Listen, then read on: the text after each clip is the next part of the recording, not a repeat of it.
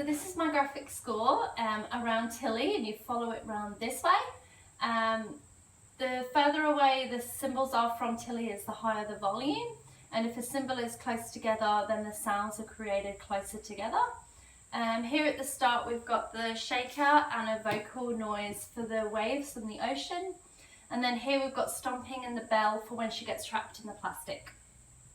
And then here we've got the vocal noise for the boat, and when she gets put into the boat, the bell again, and we've got some more bell sounds here for when you're reading the text. And then here we've got the sounds of the glasses as the vet is trying to get Tilly out of the plastic, which builds and has a high volume.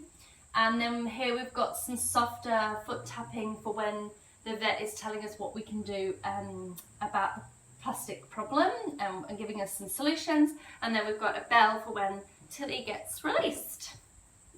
Okay, so I'll start now.